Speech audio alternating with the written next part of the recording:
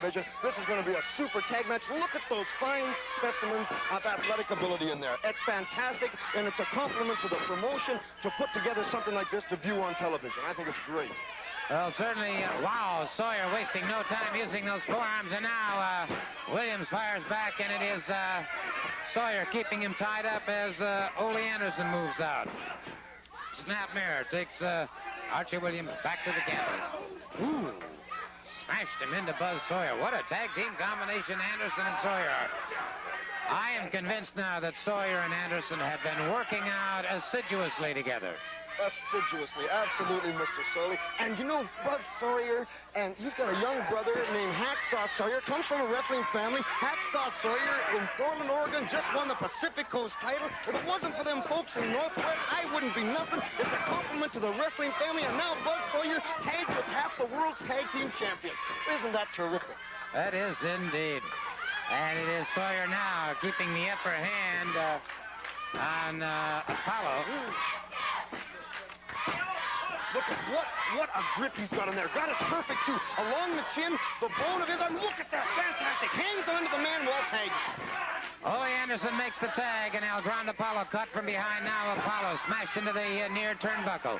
And it is Ole Anderson now with a snapmare, but Apollo breaks it up. Using the flat of both feet. Now as Anderson charges in, he makes the tag with Buzz Sawyer. Keeps Apollo tied up in the corner. It is Sawyer now. Snap mirrors on Apollo, takes him back to the canvas. Apollo originally from Havana, Cuba, now powers out. Sawyer very quickly overhooks the body. And the thing of this, you can tell they've been working together as a team, Mr. Stoley, is because of the numerous tags. As soon as they find themselves in a position of being a negative position, they immediately tag, or they get winded, they tag. Look at Leroy Brown down at ringside here in Big Red. That's right. Bad Leroy Brown and Big Red have moved to ringside. And it'll be interesting to see just how disconcerting their appearance may be here at ringside, whether or not this is going to create any problems. Psychology again we're looking at. Oh, beautiful suplex. Beautiful. Look at him. Look at that. Look at the confidence that young man possesses. Coming from Ole Anderson, I would assume. Would you say so? Oh, well, Sawyer had tremendous confidence before, but if anything could cause him to go beyond a normal sphere, it would be somebody like Ole Anderson. I would say Sawyer's pretty well pumped up. Absolutely, very pumped up. Sawyer has definitely got his ego going. He's got his psychology down now. Look at Anderson, almost blocked that. Beautiful. Look at the way they hang on. Anderson hangs on like a pit bull, never giving up, always forging ahead. What a great wrestler. Interesting series of move, counter move, and former aggressive move by Anderson. Now makes the tag, and it's Sawyer. Sawyer catches it from El Grande Apollo. Apollo catches him twice. Now Apollo off the rope, catches Sawyer, drops from the canvas. That's all she wrote. No, sir. Sawyer came out, and I am amazed, frankly. I am totally amazed that Sawyer would be able to come away from that, and now the tag has made Williams moving back into the ring. Apollo was so explosive. Could you see the way after all the punishment he took and the pressure, he come right back? It's a credit also to Sawyer to know to kick out when he's hurt like that. If Sawyer is hurt, you can tell because he tagged out immediately. Very good match. Fantastic, isn't it? Williams caught this time by Ole Anderson coming off the ropes, and Ole Anderson trying to set him if he can.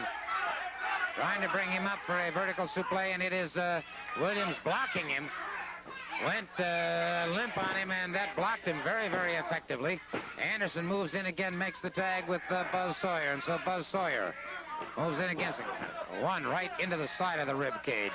Now, this is not illegal tactics here. This is smart wrestling, taking advantage of everything you got. They got 4 to break. They get all their jobs done in 3. I think it's fantastic. Look at that. Look at the tempers flaring here. Anderson on the floor. Just a couple of moments remaining in this hour, and it is, wow, that beautiful power slam. Beautiful power slam by Buzz Sawyer. Caught him to talk and does what he wants. I'm referring, of course, to Blackjack Mulligan. A pleasure to have him here on Georgia Championship Wrestling. I'll tell you something, Mr. Soley. It must be really an amazement for you to, for a while, for a long time, to take a look at a man for the first time in a long time. You got Ron Fuller out here walking around. Yeah, I don't know where I'm at. I'm not sure where I'm at or what I'm doing. They got to call on his little brother to help him get him in the ring. Now, let me tell you something. That's what we're talking about. Let's get a few priorities straight today as to what's happening. I've been talking to Ron Bass a lot lately, and Ron has enlightened me on some things that's been going on. He says, Mull, you've been laying back a little bit. Where's all the championship belts? Where's all the world titles? Where's all the tag team laurels? Things go by him. You take a look at the Von Erichs. Oh, little Von Erich, little Kerry. The Von Erichs. You take a look at Armstrong. Oh, Daddy, can I go to the bathroom? Yes, son, you can go to the bathroom, but you hurry up and be back here. I don't want you to get hurt. That's what I'm talking about. You've got to start looking out for yourself, brother. This is a tough old world out here. And Mulligan hadn't survived a long time taking back seat to anybody. And then let me tell you something. Instead of being an example for my shining family, I'm going to start making examples of people, and Mulligan has arrived on the scene again, and you're going to start seeing people fall. I don't care if it's the Armstrongs, the Stinking Fullers, the Funks, the Von Erichs, the Andersons. I don't like anybody, and I don't care about them. I have no friends, family, brothers, sisters, cousins. It makes no difference. Brother, I'll stab you in the back in a second to make a buck, and you watch what happens, Gordon Solie, from this moment on. What are you looking at? You've made your point, sir.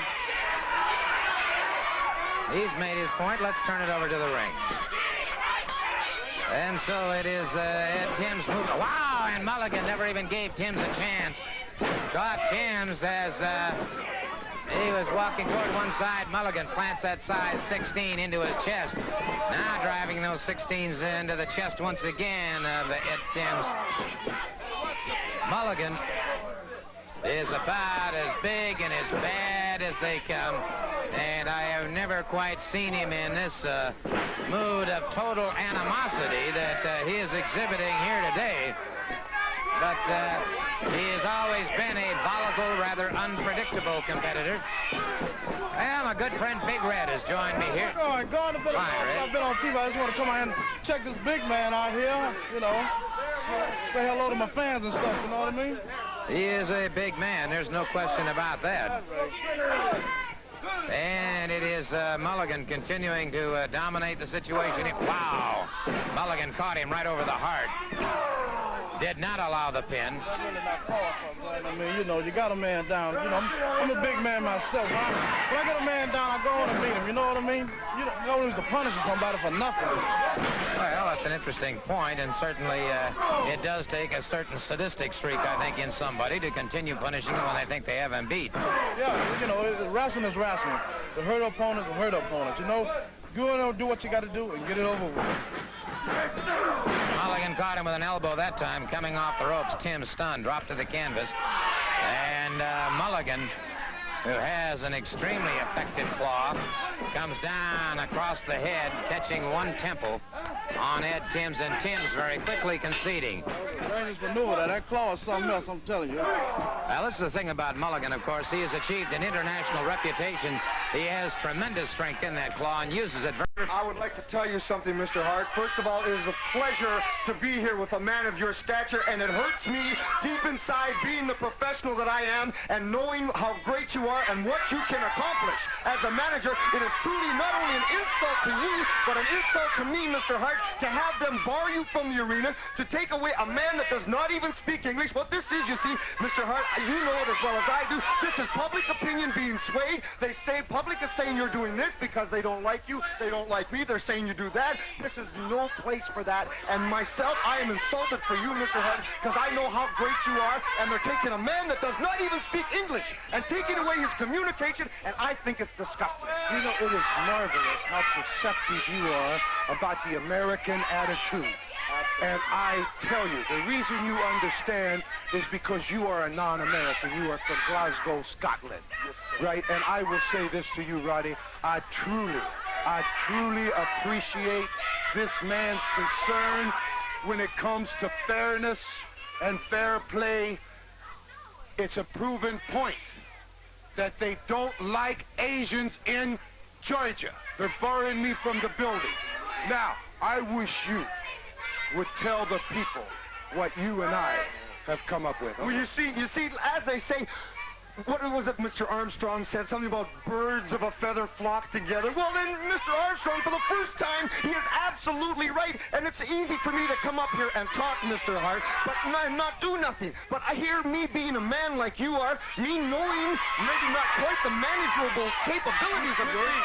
I have something to ask you. We talked about it before with Mr. Kabuki. What I would like to do to show and help this Mr. Kabuki with his communications, if you would please let me take your place just this one time, I would truly be honored. I know that I'm not up to your capabilities, but Mr. Hart, I know what I'm doing, and I could truly serve Mr. Kabuki right.